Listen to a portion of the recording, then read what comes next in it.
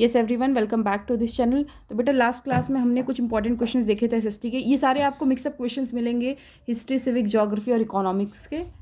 ठीक है, तो आज उन्हीं इंपॉर्टेंट क्वेश्चन का सीरीज का पार्ट 2 है। ठीक है, तो इसमें ज़रा फर्स्ट क्वेश्चन देखते हैं और ये बैकग्राउंड नॉइस को आप इग्नोर करना और एक्सप्लेनेशन पे ध्यान देना। ठीक है, so the first question we have, कल हमने 6 क्वेश्चंस कंप्लीट कर लिए थे, आज 7 क्वेश्चन से स्टार्ट। ठीक है, so the 7th question we have, who are permanent executives. ठीक है बच्चे, कल हमने पढ़ा था कि पॉलिटिकल एग्जीक्यूटिव क्या होता है। पॉलिटिकल एग्जीक्यूटिव वो होते थे जो कुछ लोग एक स्पेसिफाइड पीरियड के लिए कुछ लोगों को हायर करते थे, इलेक्ट करते थे। ठीक है, अब यहाँ पे है कि परमानेंट एग्जीक्यूटिव क्या है। यहाँ पे देखिए क्या लिखा है, the people working in civil services are permanent executive. वो लोग जो सिविल सर्विसेज में वर्क करते हैं उनको हम क्या कहते हैं, परमानेंट एग्जीक्यूटिव्स।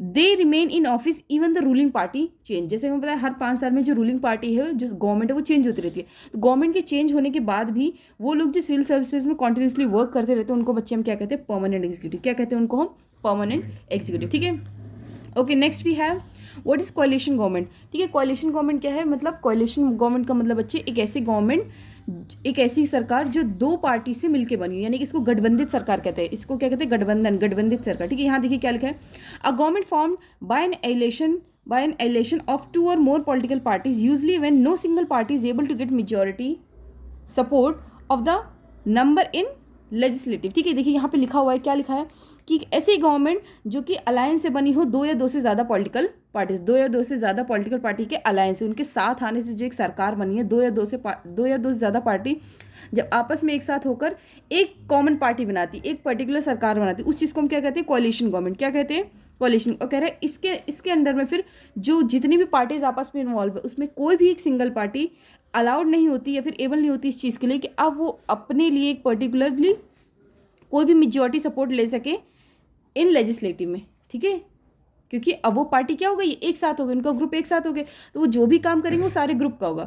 तो अब कोई भी सिंगल पार्टी वो अपने मतलब के लिए या फिर अपने लिए वो कोई भी मेजॉरिटी सपोर्ट लेजिस्लेचर से नहीं ले सकती। ठीक है, अब जो भी काम होगा वो ग्रुप के बिहाफ पे होगा, ग्रुप के बेसिस पे होगा।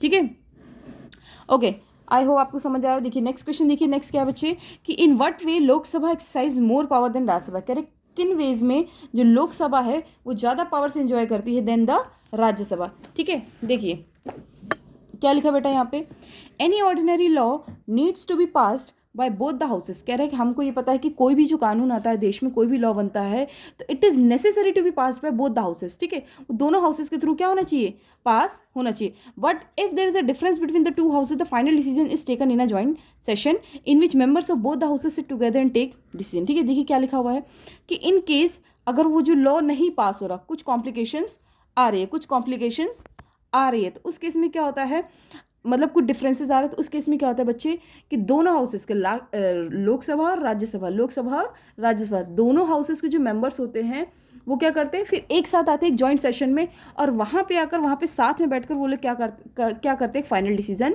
बनाते हैं। ठीक है, लिखा है ना कि वो लोग क्या करते हैं, दोनों हाउसेस के जो मेंबर्स होते हैं एक जॉइंट सेशन करते हैं साथ में बैठ के, और फाइनल डिसीजन फिर वो लोग लेते हैं। ठीक है, नेक्स्ट देखिए क्या दिया हुआ है यहाँ पे, कि Lok Sabha exercises more power in money matters once the Lok Sabha passes the budget of the government और any other money related law. ठीक है, बोले जो लोकसभा है वो मनी मैटर्स में ज़्यादा एक्सरसाइज करता है, ज़्यादा पावर्स को एंजॉय करता है। बस जैसे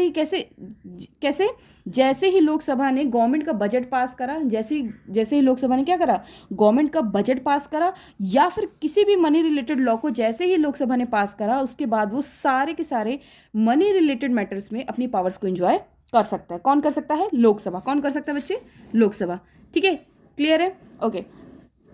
नेक्स्ट देखिए हमारे पास क्या है, what does right of constitutional remedies implies. ठीक है, कल हमने लास्ट क्लास में पढ़ा था कि फंडामेंटल राइट्स कुछ हमें कॉन्स्टिट्यूशन के थ्रू प्रोवाइडेड होते हैं, उसमें से वन ऑफ द राइट हमारे पास क्या था बच्चे, राइट ऑफ कॉन्स्टिट्यूशनल रेमेडीज। तो ये राइट क्या होता है, ये राइट क्या इंप्लाई करता है, देखिए क्या लिखा है यहाँ पे, it is possible that something our right may be violated by fellow citizens, private bodies or by the government.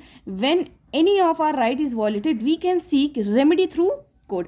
क्या लिखा है, कह रहे ये चीज़ पॉसिबल होती है कि समटाइम्स हम लोग क्या होते हैं, वायलेटेड होते हैं कुछ लोगों के द्वारा, कुछ प्राइवेट बॉडीज़ के द्वारा या फिर गवर्नमेंट के द्वारा। ठीक है, मतलब वायलेटेड मतलब यानी हमारा एक्सप्लॉयटेशन होता है कुछ लोगों के द्वारा।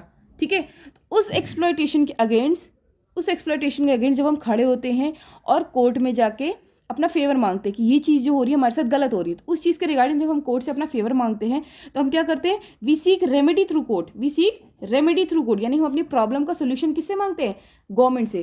तो उसी रेमेडी को क्या कहा जाता है, राइट ऑफ कॉन्स्टिट्यूशनल रेमेडी। तो राइट ऑफ कॉन्स्टिट्यूशनल रेमेडी में क्या है कि हम अपनी किसी भी प्रॉब्लम का, जो भी हमारे साथ जो भी वॉयलेशन हो रहा है उसके अगेंस्ट हम रेमेडी सीक कर सकते हैं through our court, through our constitution. ठीक है, तो ये लॉ यही इम्प्लाई करता है। ठीक है, ये फंडामेंटल राइट यही इम्प्लाई करता है। समझ आया? ठीक है, so that's it for today. Do like, subscribe and share the video. Till that keep learning and keep smiling.